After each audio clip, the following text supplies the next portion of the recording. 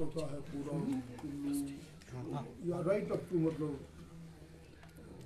केलोंग, ताजा, Tandi, Pangi and that area के लिए एक बहुत अच्छी स्क्रीनिंग व्हीकल दी है जिसमें ट्यूबरक्लोसिस को स्क्रीनिंग करने का पूरा इंतज़ाम है और बहुत उसी को मैं फ्लैग ऑफ करके आया हूँ।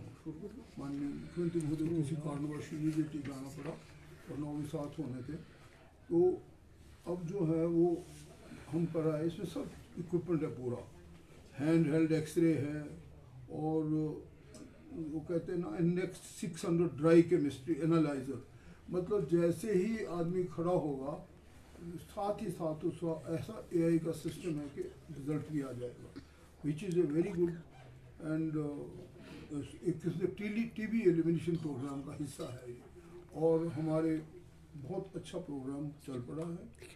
और मैं समझता हूँ कि जैसे जैसे ये लोग आ रहे हैं, खासकर हमारा अपोलो वालों ने दी है तो उनके साथ टेलीमेडिसिन में भी हमारी पार्टिसिपेशन है और टेलीमेडिसिन के माध्यम से भी हम लोगों को दे रहे हैं। दूसरी बात जो है HDFC जो बॉम्बे का मेन बैंक है, उनके नीचे cooperative social responsibility CSR initiative के नीचे हमें 2 बोलेरो व्हीकल मिली है, बिल्कुल ब्रांड न्यू, और वो उसमें भी स्क्रीनिंग का ही ज़्यादा है। जैसे डॉक्टर बैठ जाएंगे तो साथ में नर्सिंग असिस्टेंट बैठ जाएगा और उसमें सारी चीज़ें पैलिएटिव केयर की है। वैसे कोई एल्डरली को देखना हो, किसी गांव में जाना हो तो आपके पास पूरी मशीनरी साथ में है, डॉक्टर साथ में है। यही चीज़ हमने रिसेंटली जब हम केरला गए थे, केरला में देखी, वहाँ पे बहुत अच्छा लगा कि खासकर जो ट्रेंड हमारी मैन पावर है और उसका वॉलंटियर्स बहुत अच्छा काम कर रहे हैं, वो घर में केयर देते हैं, खासकर elderly and those who can not go out. ये तो 2 पॉइंट हमारे अब जो है। सर ये ब्लाइंड जो हैं आज भी चक्का जाम पे बैठे हुए हैं, उनकी मांगे हैं, कुछ आपसे मिले हैं क्या आश्वासन? मैंने सारी मैंने इनकी नोट की है और मैं इनसे कम से 2 घंटे बैठा हूँ उसमें, सारी चीज़ें मैं मानता हूँ। इनका मेन थिंग तो बैकलॉग का है। अच्छा, जो भी उनकी बैकलॉग वो है, मतलब भर्तियाँ जो भी बैकलॉग सॉरी जो बचा हुआ है, they are also having a certain percentage of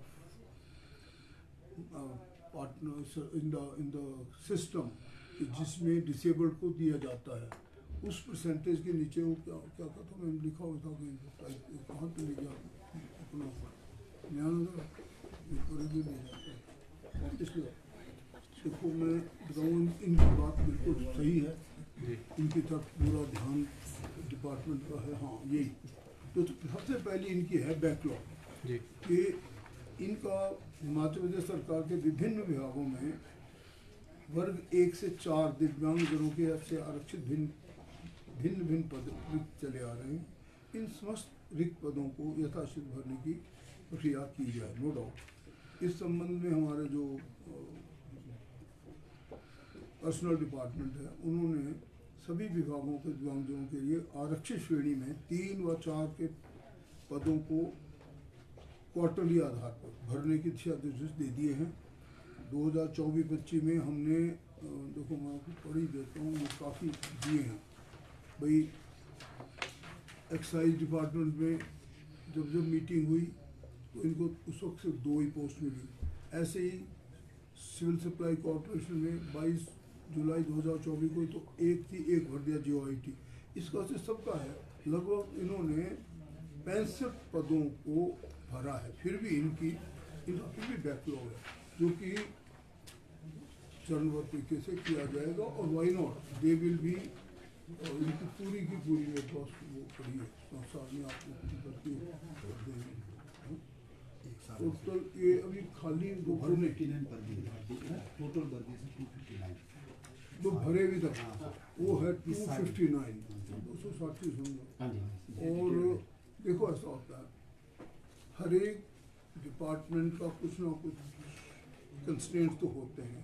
100% किसी में भी ना डॉक्टर मिलते, ना कोई दिव्यांगजन हो चाहे दूसरे जन हो, उनको भी करने का सरकार का हमेशा एक विधिवत तरीका होता है। It's a very systematic manner in which we try and fill up those vacant post. ऐसा नहीं कि वेकेंट पोस्ट पर ध्यान नहीं, वेकेंट पोस्ट पर ध्यान नहीं दोगे तो कैसे काम चलेगा। पर बहुत सी चीज़ें होती है, आप सब जानते हैं इस प्रदेश में we have a difficult terrain, मतलब भौगोलिक स्थिति हमारी ऐसी है कि इसमें हार्श वेदर भी है। कई प्रकार से हम पोस्टिंग कर देते हैं, वो कैसे ना कैसे वहाँ तक पहुँचते होते अपने हिसाब से आप करते हैं, ये भी एक प्रॉब्लम है। मैं तो in the house of the honourable then Vedanta session was on, I had to say this कि मैं यहाँ से काजा को भेजता हूँ आदमी, तांदी को भेजता हूँ, पांगी को भेजता हूँ और बोलता हूँ जब देखने वाला देखता हूँ तो वहाँ पे 4 बांटे तो एक बड़ी से मिलता नहीं, तो कोई नहीं पहुँचता। क्योंकि मैं जानता हूँ कि लोगों की अपनी समस्याएं हैं, अपनी तकलीफ़ें हैं। बट तो मैंने उनको अगर 2 साल नहीं तो 1 साल कर दो, कम कर दो, जैसे हमारे आर्म फोर्सेज में होता है, हाई एल्टीट्यूड में आप कम समय के लिए जाता है। माई सेल्फ कमांडेड साइचन सेक्टर, और मैंने देखा कि 75 दिन भी नहीं बच्चा रहेगा, वो 45 दिन के रिड्यूस को हमने 25 दिन भी किए, बिकॉज वहाँ पे हार्श वेदर। ऐसे ही हम 2 या 3 साल को भेज की जगह 1 साल कर दो, so that people make a proper rotation. ऐसे इन बच्चों का है कि जो इनकी मतलब जहाँ जहाँ भी, जैसे एक्साइज है, चाहे HRTC है, PWD है, जल शक्ति विभाग है, एलिमेंट्री एजुकेशन है और अकाउंट है, फिर इनकी अलग अलग है, कोई स्टेनोटाइप है, तो बहुत बड़ी है।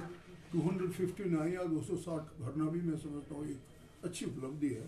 हाउएवर इनकी तरफ विशेष ध्यान दिया जा रहा है। और जो मेरे पास इनकी ये पहला पॉइंट है। दूसरा इनका है कि भाई प्रदेश सरकार के अधीन कार्यरत विभिन्न दिव्यांगों को विशेष व नवीन नियुक्तियों एवं स्थानांतरण नीति बनाना, ये नीतिगत मामला है। ये हमारी स्पेशली कॉन्स्टिट्यूटेड कमेटी के नीचे अभी भी विचाराधीन है और इस पर भी हम नीति अवश्य बनाएंगे। तीसरा पॉइंट इनका था कि राज्य दिव्यांग कर्मचारियों हेतु निर्मित विशेष पदोन्नति भी जो की गई है, किया हुआ है निर्णय, उससे सख्ती से अमल किया जाए। इस संदर्भ में हमारे सचिव देखो साथ ही हैं यहाँ पे खड़े, कि इन्होंने भी ये 29 फरवरी 2024 को जो दिशा निर्देश जारी किए हैं वो मैंने पढ़े हैं। वो ऐसा है कि हम कभी भी जो नीतिगत फैसले हैं उसमें पीछे नहीं रहेंगे, चाहे वो पदोन्नति का है, चाहे वो उनके वक्त जो काम कर रहे हैं उसकी लेते। दिव्यांगजनों पर विशेष ध्यान है, गोइंग थ्रू दिस, इसमें पूर्ण ध्यान दिया गया है और इस पर नोटिफिकेशन भी जारी की है। Department of Personnel issued detailed instruction regarding reservation for promotion to various person और जो इनकी जो फिर भी बैकलॉग है उसकी तरफ भी हम विशेष ध्यान देंगे। इसके अगला पॉइंट है इनका सेवानिवृत्ति की आयु बढ़ाकर 60 वर्ष की जाए। इस मामले में भी वित्त विभाग, हमारा जो FD, हमारा पर्सनल और जो इसके साथ के दूसरे कंसर्न डिपार्टमेंट है उसमें फैसला ले रहे हैं। अगला इनका पॉइंट था कि 2016 RPNW एक्ट के नीचे दिव्यांगजनों हेतु राज्य में विशेष व अलग स्वतंत्र राज्य आयुक्त की नियुक्ति की जाए। अब दिव्यांगजनों, इसमें जो इनका विभागीय उत्तर ये है कि भाई राज्य सरकार द्वारा हमारा ही सामाजिक न्याय एवं अधिकारिता जो मेरे पास को राज्य आयुक्त के रूप में हमें कर दिया गया है ना। And this point of course it's a very important point. ये चाहते भी हमारा एक अलग से स्वतंत्र आयुक्त किया जाए, तो इस बारे में विचाराधीन है, सरकार की विचाराधीन है। अगला इनका पॉइंट है मुख्यमंत्री आवास योजना का लाभ बिना किसी शर्त के प्रदेश के दृष्टिबाधित दिव्यांगों को प्रदान करने बारे इसका विभागीय उत्तर है। मुख्यमंत्री आवास योजना ग्रामीण विकास विभाग द्वारा संचालित जो हो रही है, इसमें दिव्यांगजनों को इस योजना का लाभ बिना किसी शर्त के प्रदान किया जाना है, तो इसका निर्णय भी सरकार के स्तर पर लिया जाना है। और हम समझते हैं कि जो दिव्यांगजनों की समस्या है औरों से शायद 1-8% बेटर उनको दिया जाए, आवास की सुविधा इनको दी जाए और जितनी भी हमारी रोकना चाहूँगी।